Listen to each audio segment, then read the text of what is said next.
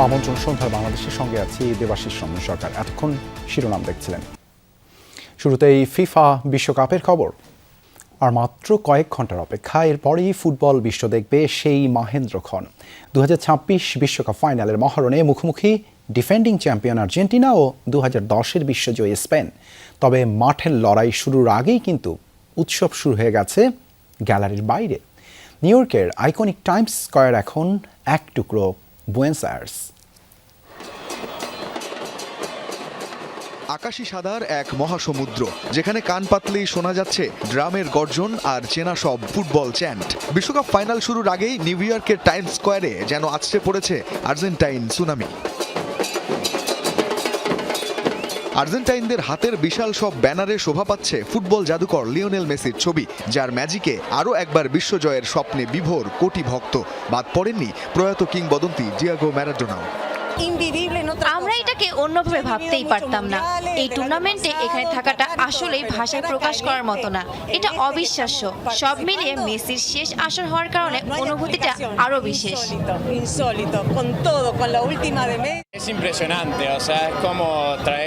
এটা সত্যিই চমৎকার। মানে এ যেন বুয়েনোস আয়ার্স বা আর্জেন্টিনার একটা অংশকে এখানে তুলে আনা হয়েছে। এই পুরো দৃশ্যটা দেখা সত্যিই খুব আনন্দের। সত্যি বলতে এটা একটা জাদু। নিউ ইয়র্কের বুকে হাজার মাইল দূরে স্বদেশের চেনা আবহ খুঁজে পেয়ে আবেগাপ্লুত স্থানীয় প্রবাসী আর্জেন্টাইনরাও। টাইমস স্কয়ারের এই জাদুকরী পরিবেশ যেন নিমিষেই দূর করে দিয়েছে দূর পরবাসের ক্লান্তি। আমরা আসলে আগেই উল্লাস করে অমঙ্গল ডেকে আনতে চাই না, তবে আমরা সেরাটাই আশা করি। আমরা চাই মেসি আবারও বিশ্বকাপ জিতুক। এটা একটা রূপকথার গল্প হোক। আসলে আমাদের মূল শক্তি হলো ঐক্য, আমাদের একতা। এমনকি আমি যখন হেঁটে এখানে আসছিলাম, এখানকার স্থানীয় বাসিন্দারাও আমাকে বলছিল, এগিয়ে যাও আর্জেন্টিনা, এগিয়ে যাও। শুধু আর্জেন্টাইনরাই নন, টাইমস স্কয়ারের এই নীল সাদা জোয়ারে গা ভাসিয়েছেন স্থানীয় আমেরিকান ও বিভিন্ন দেশ থেকে আসা পর্যটকরাও। মেসির আরও এক বিশ্বজয়ের আশায় আলবিসেলেস্তেরা পুরো বিশ্বকেই যেন গেঁথেছে এক সুতোয়। রঞ্জন শান্ত, যমুনা স্পোর্টস। জাঁকজমকপূর্ণ সমাপনী অনুষ্ঠানের মধ্যে দিয়ে আজ রাতে পর্দা নামতে যাচ্ছে দ্য গ্রেটেস্ট শো অন আর্থের এবারের আসরের। Pop queen Madonna, Shakira, BTS থেকে শুরু করে হলিউড মেগাস্টার টম ক্রুজের উপস্থিতি স্পেন বনাম আর্জেন্টিনার মাঠের লড়াইয়ের পাশাপাশি বিশ্ববাসী সাক্ষী হতে যাচ্ছে আমেরিকান সুপার বোল স্টাইলের এক চোখ ধাঁধানো সমাপনীর।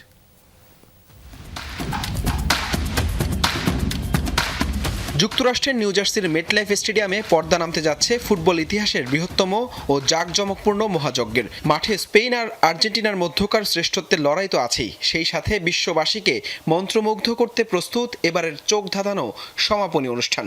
ফিফার ইতিহাসে এবারই প্রথম ফাইনালের মঞ্চে যুক্ত হতে যাচ্ছে আমেরিকান সুপার বোল স্টাইলের রোমাঞ্চকর বিনোদন। ম্যাচ শুরুর ঠিক 1.5 ঘন্টা আগে শুরু হবে মূল সমাপনী অনুষ্ঠান। এবারের theme a night to remember. আলোকোজ্জ্বল স্টেডিয়ামে সুরের জাদু ছড়াতে মঞ্চে উঠবেন বিশ্বখ্যাত পপ তারকা পোস্ট ম্যালোন, লরা পাউসিনি এবং রবি উইলিয়ামস। উদ্বোধনী সঙ্গীত পরিবেশন করবেন ওয়ান রিপাবলিক। তবে সবচেয়ে বড় চমক হিসেবে থাকছেন হলিউড মেগাস্টার টম ক্রুজ, যার উপস্থিতি গ্যালারির উন্মাদনা বাড়িয়ে দেবে বহুগুণ। ম্যাচ শুরুর ঠিক আগে আমেরিকার জাতীয় সঙ্গীত পরিবেশন করবেন অস্কার জয়ী জেনিফার হাডসন। বিনোদনের আসল ধামাকা অপেক্ষা করছে প্রথমার্ধের শেষে। ফুটবল ইতিহাসে প্রথমবারের মতো যুক্ত হওয়া 11 মিনিটের হাফ টাইম শোতে পারফর্ম করবেন pop queen Madonna, Shakira, Justin Bieber এবং K pop giant BTS. Coldplay ব্যান্ডের ক্রিস মার্টিনের কিউরেশনে তৈরি এই শোটিতে হতে যাচ্ছে ইতিহাসের অন্যতম ব্যয়বহুল আয়োজন। ঐতিহ্য আর আধুনিক প্রযুক্তির এক অপূর্ব ফিউশন দেখা যাবে 3D লেজার শোতে, স্টেডিয়ামের আকাশ জুড়ে ড্রোন আর আতশবাজির মেলার মাধ্যমে। আর তারপরেই মাঠের লড়াইয়ে এক দলের শিরোপা জয়ের মধ্য দিয়ে পর্দা নামবে দ্য গ্রেটেস্ট শো অন আর্থের। হাসান আল মারুফ, যমুনা স্পোর্টস। কার হাতে উঠবে গোল্ডেন বল? সেরা ফুটবলারের পুরস্কার জেতার রেসে আছেন স্পেনের মহাপ্রাচীর রদ্রি ও ফুটবল জাদুকর লিওনেল মেসি। LM10-এর 8 গোল, 4 অ্যাসিস্ট এবং 6 ম্যান অব দ্য ম্যাচের বিপরীতে গোল বা অ্যাসিস্টের খাতায় রদ্রির নাম না থাকলেও তার পারফরমেন্সই দাঁড় করিয়ে দিয়েছে গোল্ডেন বল জয়ের রেসে। একদিকে মেসির শেষ বিশ্বকাপ রাঙানোর স্বপ্ন, অন্যদিকে রদ্রির ইতিহাস লেখার জেদ। মেটলাইফের সবুজ গালিচায় আজ ছক ভাঙবেন মেসি নাকি অদৃশ্য শেকল পরাবেন রদ্রি?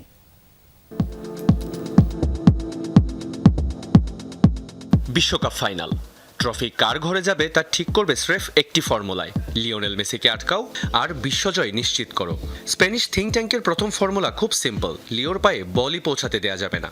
আর যদি কোনোভাবে বল চলেও যায় তবে তাকে আটকানোর জন্য প্রস্তুত দুই প্রহরী, মার্ক কুকুরেয়া আর এমেরিক লাপোর্তা। তবে কুকুরেয়া লাপোর্তা তো স্রেফ ট্রেইলার, স্পেনের আসল ট্রাম্প কার্ড মাঝমাঠের সেই মহাপ্রাচীর যার নাম রদ্রি। চলতি বিশ্বকাপে গোল বা অ্যাসিস্টের খাতায় হয়তো তার নাম খুব বেশি নেই, কিন্তু ফুটবল বোদ্ধারা জানেন এই স্প্যানিশ মিডফিল্ডার একাই যেন একটা আস্ত দল। টুর্নামেন্টে 794 বার বল টাচ, 655টি নিখুঁত পাস আর বল পায়ে 164 বার উপরে ওঠার দানবীয় পরিসংখ্যানই বলে দিচ্ছে ফাইনালের ভাগ্য বদলে দিতে এই রদ্রি একাই যথেষ্ট। ফাইনাল থার্ডে 187টি ডিফেন্স সেরা পাস আর 22টি নিখুঁত ট্যাকল রদ্রিকে দাঁড় করিয়ে দিয়েছে গোল্ডেন বলের জয়ের রেসে। শিরোপার মঞ্চে স্পেন জয় পেলে সেরা খেলোয়াড়ের তকমাটা তার হাতে উঠতে কোনো বাধাই থাকবে না। কিন্তু সেই রেসের অন্য প্রান্তে কে? স্বয়ং ফুটবল জাদুকর লিওনেল মেসি। যখনই দল খাদের কিনারায় তখনই ত্রাতা হয়ে এসেছেন LM10। গ্রুপ পর্ব কিংবা নকআউট, প্রতিটি ম্যাচেই দলের প্রতি মেসির পারফরমেন্স ছিল টপ নচ। হয় গোল করেছেন নয়তো গোল করিয়েছেন।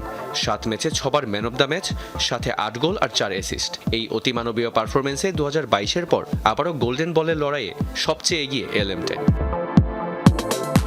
ফাইনালের মঞ্চে একদিকে মেসির শেষ বিশ্বকাপ রাঙানোর স্বপ্ন, অন্যদিকে রদ্রির মাঝমাঠের আধিপত্য নিয়ে ইতিহাস লেখার জেদ। রদ্রি কি পারবেন মেসির পায়ে অদৃশ্য শেকল পরাতে, নাকি স্পেনের সব ছক ভেঙে গুড়িয়ে দেবেন মেসি? উত্তর মিলবে মেটলাইফের সবুজ গালিচায়। রিয়ান রাফতি, যমুনা স্পোর্টস। ইরান যুক্তরাষ্ট্র ভয়াবহ যুদ্ধে উত্তাল মধ্যপ্রাচ্য মিসাইল হামলা চালিয়ে জর্ডানের মার্কিন বিমান ঘাঁটির ব্যাপক ক্ষয়ক্ষতির স্যাটেলাইট ছবি প্রকাশ করেছে IRGC। ভয়াবহ হামলা থেকে বাঁচতে বাহরাইন ও জর্ডানের দুটি আন্তর্জাতিক বিমানবন্দরের কার্যক্রম স্থগিত করা হয়। ধ্বংস করা হয়েছে একটি মার্কিন রিপার ড্রোনও। ট্রাম্পকে মহা শয়তান আখ্যা দেন ইরানের সর্বোচ্চ ধর্মীয় নেতা। অন্যদিকে ইরানের দক্ষিণ পশ্চিমাঞ্চলের একাধিক সামরিক ও কৌশলগত স্থাপনায় বিমান হামলা চালিয়েছে যুক্তরাষ্ট্র। হামলা হয়েছে বন্দর আব্বাস, হাজিয়াবাদ ও কেশম দ্বীপেও। মার্কিন ঘাঁটি লক্ষ্য করে ছুটে যাচ্ছে একের পর এক মিসাইল এবং ড্রোন। নতুন করে মধ্যপ্রাচ্যের বিভিন্ন দেশে অবস্থিত মার্কিন ঘাঁটি এবং কৌশলগত আমেরিকান অবস্থানকে লক্ষ্য করে দফায় দফায় ক্ষেপণাস্ত্র ছোড়ে IRGC। এর মধ্যে সবচেয়ে বড় হামলা হয়েছে জর্ডান এবং বাহরাইনে। রোববার জর্ডানের মার্কিন ঘাঁটিতে ধ্বংস হওয়া যুদ্ধ বিমানের হ্যাঙ্গারের ছবি প্রকাশ করে তেহরান, যাতে ব্যাপক ক্ষয়ক্ষতি দেখা যায়। এর পাশাপাশি বহুল আলোচিত দুটি MQ-9 রিপার ড্রোন ধ্বংস করেছে IRGC। ধ্বংস হয়ে যাওয়া যন্ত্রাংশের ছবিও প্রকাশ করে ইরানের সামরিক বাহিনী। এর পাশাপাশি ইরানের হামলার আশঙ্কায় জর্ডান ও বাহরাইনের দুটি আন্তর্জাতিক বিমানবন্দরের কার্যক্রম স্থগিত করা হয়েছে। এর পাশাপাশি খালি করার নির্দেশ দেওয়া হয়েছে দেশ দুটির মার্কিন দূতাবাস। নতুন করে হামলা চালানো হয়েছে কুয়েতের মার্কিন দূতাবাসেও। এই অবস্থায় যুক্তরাষ্ট্রকে কঠোর জবাব দেওয়ার হুঁশিয়ারি দিয়ে প্রেসিডেন্ট ডোনাল্ড ট্রাম্পকে মহা শয়তান আখ্যা দিয়েছেন ইরানের সর্বোচ্চ নেতা মোস্তফা খামেনি। ওয়াশিংটনকে আর বিশ্বাস করে না তেহরান। ইরানে বারবার হামলা চালিয়ে নিজেদের অবস্থান পরিষ্কার করেছে তারা। এর মাসুল দিতে হবে তাদের। ট্রাম্পকে এমন শিক্ষা দেওয়া হবে যা তিনি আজীবন মনে রাখবেন। কূটনৈতিক আলোচনার মাধ্যমে আর এই সংঘাতের সমাধান হবে না। এদিকে টানা 8ম দিনের অভিযানে ইরানের দক্ষিণাঞ্চলে একের পর এক হামলা চালায় যুক্তরাষ্ট্র। কৌশলগত গুরুত্বপূর্ণ শিরিক এলাকায় টানা বিস্ফোরণের শব্দ শোনা যায়। খুজেস্তান প্রদেশের সাদেগানের কাছেও হয় বিমান হামলা। এছাড়া বন্দর আব্বাস, হাজিয়াবাদ ও কেশম দ্বীপেও হামলার খবর পাওয়া যায়। কিশ দ্বীপের আকাশে উঠতে দেখা যায় কয়েকটি মার্কিন যুদ্ধবিমান। ওয়াশিংটনের দাবি, জর্ডানে 2 মার্কিন সেনা নিহত হওয়ার প্রতিশোধ এবং হরমুজ প্রণালীতে IRGCর তৎপরতা ঠেকাতেই এই অভিযান চালানো হয়েছে। এতে IRGCর বিভিন্ন সামরিক স্থাপনা ও অবকাঠামোকে লক্ষ্যবস্তু করা হয়। ইরানে নির্মাণাধীন ডারখোবিন পরমাণু কেন্দ্রে হামলা চালিয়েছে মার্কিন বাহিনী। রোববার বেসামরিক প্রকল্পে এই হামলা চালানো হয়। অস্মিতা বিশ্বাস, যমুনা নিউজ। অনিরাপদ পথে হরমুজ প্রণালী পাড়ি দেওয়ার সময় দুর্ঘটনার শিকার হয়েছে দুটি নৌযান। এই ঘটনার কারণে আরও দুটি জাহাজ তাদের নির্ধারিত পথ পরিবর্তন করে ফিরে গেছে। এক বিবৃতিতে বিষয়টি জানিয়েছে ইরানের বিপ্লবী গার্ড IRGC। দাবি করা হয় নৌযান চারটি প্রণালী পাড়ি দেওয়ার কয়েক ঘন্টা আগেই তাদের নেভিগেশন সিস্টেম বন্ধ করে। IRGCর সতর্কবার্তা উপেক্ষা করে তারা অননুমোদিত পথ দিয়ে জলপথটি পার হওয়ার চেষ্টা করে। এর মধ্যে দুটি জাহাজ দুর্ঘটনার কারণে ঘটনাস্থলেই থেমে যায় এবং বাকি দুটি জাহাজ ওই পথ ত্যাগ করে। ইরানের হামলার জেরে সম্প্রতি হরমুজ প্রণালীতে ওমান উপসাগরীয় জলপথ দিয়ে বিকল্প রুটে যাতায়াত শুরু করে বাণিজ্যিক নৌযানগুলো, যাতে ঘোর আপত্তি জানায় ইরান। ৭১-এর মতো জুলাই আন্দোলনেও জনগণের আকাঙ্ক্ষা পূরণ হয়নি, তবে এর মাধ্যমে নতুন রাষ্ট্র গঠনের সুযোগ তৈরি হয়েছে। এই মন্তব্য করেছেন স্থানীয় সরকার মন্ত্রী মির্জা ফখরুল ইসলাম আলমগীর। সকালে ন্যাশনাল এডিটর্স কাউন্সিল আয়োজিত জুলাই শহীদ সাংবাদিক সম্মাননা অনুষ্ঠানে তিনি কথা বলেন। 5 শহীদ সাংবাদিক পরিবারকে সম্মাননা তুলে দিয়ে মির্জা ফখরুল বলেন, জুলাই সনদের ব্যাপারে সরকারের অবস্থান নিয়ে জনগণকে বিভ্রান্ত করা হচ্ছে। জুলাই গণ অভ্যুত্থানে শহীদ সাংবাদিকদের সম্মাননা দিতেই রমনার ইঞ্জিনিয়ার্স ইনস্টিটিউটে এই আয়োজন। সকালে ন্যাশনাল এডিটর্স কাউন্সিলের এই আয়োজনে শহীদ সাংবাদিকদের পরিবারের পাশাপাশি উপস্থিত ছিলেন মির্জা ফখরুল ইসলাম আলমগীর এবং বিভিন্ন গণমাধ্যমের সম্পাদকরা।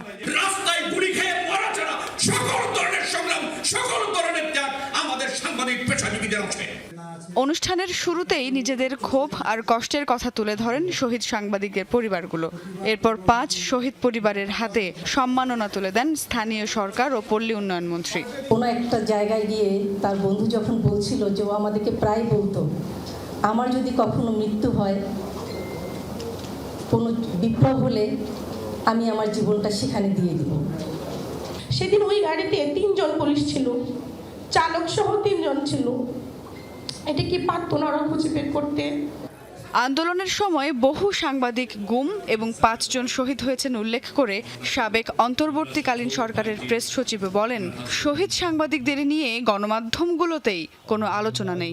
এ সময় মির্জা ফখরুল ইসলাম আলমগীর বলেন, ৭১-এর মতো জুলাইয়ের জন আকাঙ্ক্ষাও শতভাগ পূরণ হয়নি, তবে জুলাইয়ের মাধ্যমে ন্যায় বিচারের ভিত্তিতে নতুন রাষ্ট্র গঠনের সুযোগ হয়েছে।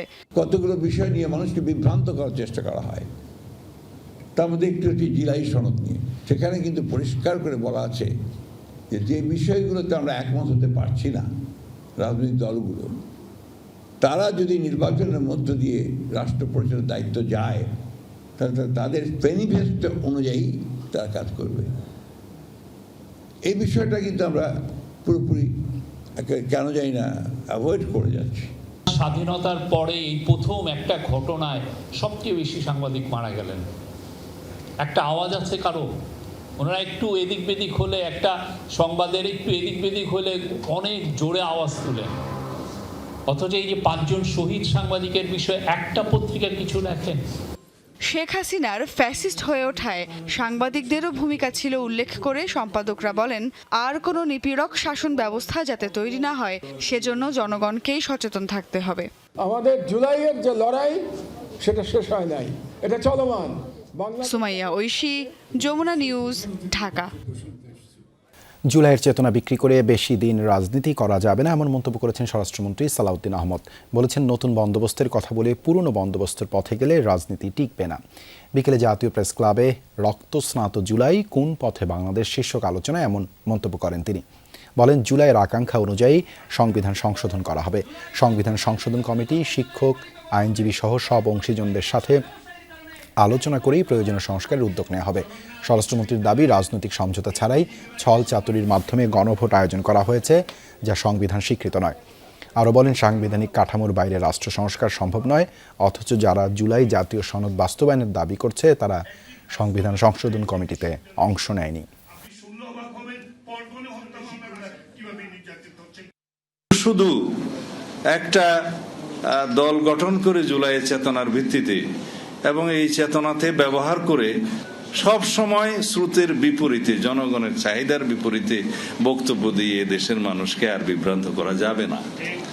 নিজেদের রাজনৈতিক হীন স্বার্থের জন্য আপনারা 47কেও ব্যবহার করেন, 71কে অস্বীকার করেন, 24কে আবার ব্যবহার করবেন, তা হবে না।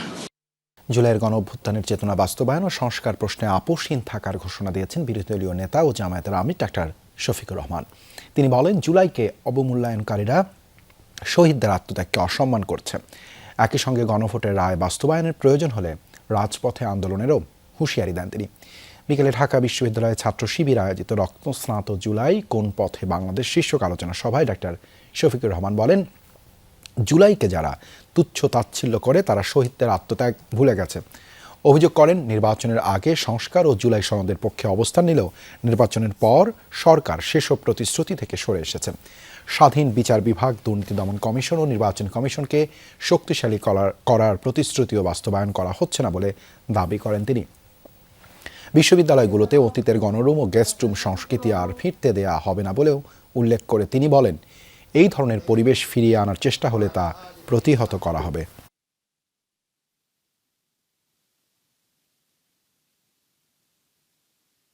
জুলাইকে নিয়ে অনেকে তুচ্ছ-তাচ্ছিল্য করছেন, আমি বলবো তারা ছোট লোক। এই সরকার হওয়ার আগে, নির্বাচন হওয়ার আগে সবাই চিৎকার দিলাম, বর্তমান সরকারি দল বললো, আমরা বললাম। এখন নির্বাচন হয়েছে, এখন আর সরকারি দল স্বাধীন বিচার বিভাগ চায় না। আগের ফ্যাসিবাদের আলোকেই তারা সবকিছু রাখতে চায়। এই জন্যই তারা গণভোটের গণরায়ও মানতে চান না। আমরা পরিষ্কার বলে দিচ্ছি, এর রায় বাস্তবায়ন বাংলার জমিনে হবে ইনশাআল্লাহ। পলাতক সাবেক ভূমিমন্ত্রী সাইফুজ্জামান চৌধুরী জাবেদের গুলশানের প্রায় 7,500 বর্গফুটের দুটি ফ্ল্যাট বুঝে নিয়েছে দুদক। সকালে নির্বাহী ম্যাজিস্ট্রেট ও স্থানীয় পুলিশের সহায়তায় ফ্ল্যাট দুটির তালা ভেঙে ভেতরের মালামাল জব্দ করে সংস্থাটি। কর্মকর্তারা জানান, ফ্ল্যাটে মার্সিডিজ বেঞ্চ সহ 5টি বিলাসবহুল গাড়ির চাবি সহ দুর্নীতির নানা আলামত মিলেছে। তবে অনেক মালামাল আগেই সরিয়ে ফেলা হয়েছে বলে ধারণা তাদের। গত ডিসেম্বরে গুলশান 2-এর 66 নম্বর রোডের আলিশান এই বাড়িটির সন্ধান পায় দুদক, যেখানে পালিয়ে থাকা সাবেক ভূমিমন্ত্রী সাইফুজ্জামান চৌধুরীর প্রায় 18 কোটি টাকার মূল্যের দুটি ফ্ল্যাট রয়েছে। আদালত থেকে ফ্ল্যাট দুটি ক্রোকের আদেশের পর এর তত্ত্বাবধানে দায়িত্ব দেওয়া হয় দুদককেই। এরই ধারাবাহিকতায় রোববার সকালে নির্বাহী ম্যাজিস্ট্রেটের উপস্থিতিতে বন্ধ ফ্ল্যাট দুটির তালা ভেঙে ভেতরে প্রবেশ করেন দুদক কর্মকর্তারা। দুদক বলছে, ফ্ল্যাটে মার্সিডিজ বেঞ্চ সহ 5টি বিলাসবহুল গাড়ির চাবি সহ দুর্নীতির নানা আলামত মিললেও অনেক মালামাল আগেই সরিয়ে ফেলা হয়েছে। ইনভেন্টরিতে প্রাথমিকভাবে আমরা কিছু জিনিস পেয়েছি। এখানে কিছু গাড়ির চাবি পেয়েছি, আমরা 5 থেকে 6টা গাড়ির চাবি পেয়েছি, দামি গাড়ি মার্সিডিজ বেঞ্চ সহ।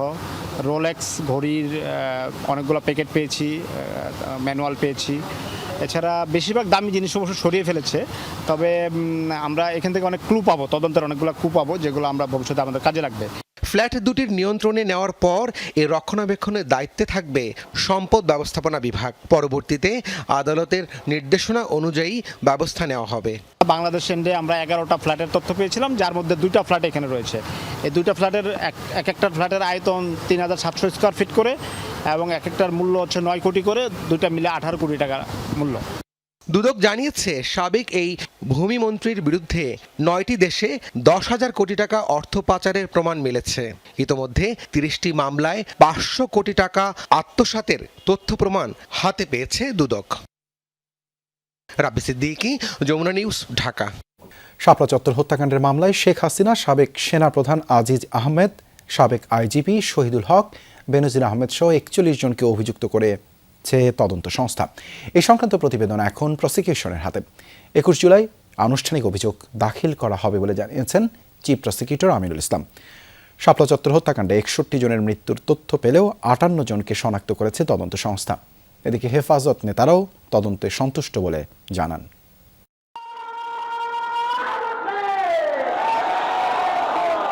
2013 সালের 5 মে মতিঝিলের শাপলা চত্বরে হেফাজতে ইসলামের মহাসমাবেশ ঘিরে দিনভর সংঘর্ষের পর রাতে যৌথ বাহিনীর অভিযানে বহু হতাহতের অভিযোগ ওঠে।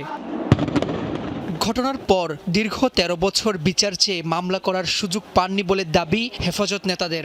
2024 সালের রাজনৈতিক পট পরিবর্তনের পর আন্তর্জাতিক অপরাধ ট্রাইব্যুনালে অভিযোগ দায়েরের পর শুরু হয় তদন্ত। প্রসিকিউশনের কাছে প্রতিবেদন জমা দিয়েছে তদন্ত সংস্থা। এতে শেখ হাসিনা, সাবেক সেনাপ্রধান আজিজ আহমেদ, সাবেক আইজিপি শহীদুল হক, সাবেক র্যাবের মহাপরিচালক বেনজির আহমেদ, সাবেক প্রতিমন্ত্রী শামসুল হক টুকু সহ 41 জনকে আসামি করা হয়েছে। তালিকায় রয়েছেন সাংবাদিক মোজাম্মেল বাবু ও ফারজানা রূপাও।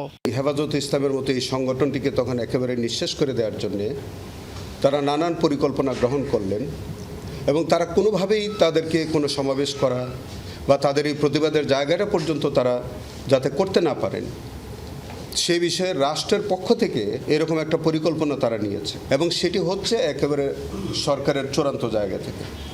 অবশ্যই এটা একটা সিস্টেমেটিক অফেন্স। প্রতিবেদন জমার পর রোববার চিফ প্রসিকিউটরের সঙ্গে বৈঠক করেন হেফাজতের নেতারা। তদন্তে প্রাথমিকভাবে সন্তুষ্টির কথা জানান তারা। ওভারঅল কথা বলতে পারি সেটা হলো আমাদের যে এক্সপেকটেশন ছিল, আমাদের যে অভিযোগ ছিল, এই রিপোর্ট, খসড়া রিপোর্ট তার কাছাকাছি আছে। তদন্তে কোনো ধরনের চাপ বা প্রভাব ছিল না বলে জানায় তদন্ত সংস্থা। তদন্তের সিস্টেমটাই ভিন্ন। শুরু থেকে প্রসিকিউশন টিম আমাদের সাথে থাকে এবং ওনারা সার্বক্ষণিকভাবে শুরু থেকে ছিল। প্রত্যেকটা বিষয়ে ওনাদের কনসেন্ট আছে। 21 জুলাই আন্তর্জাতিক অপরাধ ট্রাইব্যুনালে আনুষ্ঠানিক অভিযোগ দাখিল করবে প্রসিকিউশন। একই সঙ্গে পলাতক আসামিদের বিরুদ্ধে গ্রেফতারি পরোয়ানার আবেদন করা হবে। এই ট্রাইব্যুনালের এখতিয়ারভুক্ত সবচেয়ে উপযুক্ত একটি ঘটনা। রাব্বি হোসেন, যমুনা নিউজ, ঢাকা। 2022 সালের বিশ্বকাপ ফুটবল সম্প্রচারে সরকারের 98 কোটি টাকা ক্ষতি করেছিল আওয়ামী লীগ। সরকার ঘনিষ্ঠ মধ্যস্বত্বভোগীরা সরকার ও বেসরকারি প্রতিষ্ঠানের কাছ থেকে 140 কোটি টাকা হাতিয়ে নিয়েছিল। অথচ 4 বছর পরের চলতি বিশ্বকাপে বিএনপি সরকারের এক্ষেত্রে খরচ হয়েছে মাত্র 4 থেকে 5 কোটি টাকা। সচিবালয়ে ব্রিফিংয়ে তথ্যমন্ত্রী বলেন, আওয়ামী লীগ আমলের বিশ্বকাপ সম্প্রচার দুর্নীতি অনুসন্ধান করছে দুদক। এ সময় তিনি আর্জেন্টিনা কিংবা ব্রাজিলের ম্যাচ বাংলাদেশে আয়োজনের সুযোগ পেলে সরকার বিবেচনা করবে। ফুটবল পাগল বাংলাদেশে এবারের বিশ্বকাপ সম্প্রচার নিয়ে অনিশ্চয়তা ছিল, আর সলতে জেলে ছিল সিঙ্গাপুর ভিত্তিক একটি মধ্যস্বত্বভোগী প্রতিষ্ঠান, যারা সম্প্রচারের জন্য সরকারের কাছে 200 কোটি টাকা চেয়েছিল। যেভাবে আওয়ামী লীগ সরকারের আমলে 2022 সালের বিশ্বকাপ বাংলাদেশের সম্প্রচারে 140 কোটি টাকার মতো হাতিয়ে নিয়েছিল তারা। কিন্তু বিএনপি সরকার প্রতিষ্ঠানটির 200 কোটি টাকার অস্বাভাবিক প্রস্তাবে রাজি হয়নি। সরাসরি ফিফার সাথে আলোচনা করে সম্প্রচার সত্যের খরচ কমিয়ে আনে 47 কোটি টাকায়। সেই টাকাও তুলে এনেছে বেসরকারি গণমাধ্যম ও ওটিটি প্ল্যাটফর্মে প্রচার সত্ত্ব বিক্রি করে। আর এভাবে বিশ্বকাপ সম্প্রচারে সরকারের খরচ হয়েছে মাত্র 4 থেকে 5 কোটি টাকা। ফিফার এজেন্ট একটা সিঙ্গাপুর কোম্পানি, তার এজেন্ট আবার একটা বাংলাদেশের তমা কনস্ট্রাকশন কোম্পানি, যার কোনোই মিডিয়ার সঙ্গে কোনো সংশ্লিষ্টতা ছিল না। তাকে মাঝখানে রেখে 98 কোটি টাকা ট্যাক্সের টাকা, জনগণের ট্যাক্সের টাকা, সেই ট্যাক্সের টাকা দেওয়া হয়েছিল। আর বেসরকারিদের কাছ থেকে আদায় করা হয়েছিল 40 কোটির মতো, 38 কোটি টাকার মতো। এই সরকারের আমলে মাত্র $3.85 মিলিয়ন ফিফার কাছ থেকে সরাসরি বিটিভি নিয়েছে। এবারে আমাদের একেবারেই নামমাত্র 4-5 কোটি টাকার আমাদের ঘাটতি আছে। তথ্যমন্ত্রী জানান, বিশ্বকাপ সম্প্রচার নিয়ে দুর্নীতির অনুসন্ধান করছে দুদক। দুদকের পক্ষ থেকেও একটা প্রক্রিয়া চলছে বলে আমাদের কাছে জানা আছে। তবে বিভাগীয় তদন্ত প্রক্রিয়া শেষ করার পরে বিটিভি বা তথ্য মন্ত্রণালয়ের পক্ষ থেকে দুদকের সঙ্গে যোগাযোগ করার প্রশ্ন দেখা দিবে। বাংলাদেশে আর্জেন্টিনা কিংবা ব্রাজিলের কোনো ম্যাচ আয়োজনে সরকারের কোনো পরিকল্পনা আছে কিনা এর জবাবও দিয়েছেন তথ্যমন্ত্রী। খুব চমৎকার আইডিয়া। আপনার এই আইডিয়া তথ্য মন্ত্রণালয় খুব সানন্দে বাংলাদেশ ফুটবল ফেডারেশনের সঙ্গে শেয়ার করবে এবং এটাকে একটা কর্মসূচিতে নেওয়া যায় কিনা চিন্তা করব। বিশ্বকাপ ফাইনালে কোন দলকে সমর্থন করছেন এমন প্রশ্নের জবাবে তথ্যমন্ত্রী অবশ্য কৌশলের আশ্রয় নিয়েছেন। এই সাপোর্টটা সরকারের এই চেয়ারে বসে তো বলা যাবে না। আলমগীর স্বপন, যমুনা নিউজ, ঢাকা। শাহজালাল বিমানবন্দরে আবারও অভিনব কায়দায় আনা বড় ধরনের স্বর্ণের চালান ধরা পড়েছে। ফলের ক্যারেটের ভেতরে বিশেষভাবে লুকিয়ে আনা হয় 16 কেজি স্বর্ণবার। গোপন সংবাদের ভিত্তিতে কার্গো ভিলেজ এলাকায় খালাসের অপেক্ষায় থাকা একটি ফলের ক্যারেট থেকে ডিজিএফআই ও কাস্টম সদস্যরা কাঠের বাক্স ভেঙে স্বর্ণবারগুলো জব্দ করেন। হংকং থেকে আসা ক্যাথে প্যাসিফিক উড়োজাহাজের কার্গো মালামালের ভেতর বড় ধরনের একটি স্বর্ণের চালান এসেছে এমন খবর ছিল গোয়েন্দা কর্মকর্তাদের কাছে। নজরদারির এক পর্যায়ে 8 নম্বর আলফা গেট বরাবর সন্দেহভাজন একটি ফলের ক্যারেটে তল্লাশি চালায় তারা। স্ক্যান করে বাক্সের নিচের দিকে 2 কাঠের ফাঁপা অংশ ভেঙে একে একে বের করে আনা হয় কস্টেপে মুড়ানো স্বর্ণবারগুলো।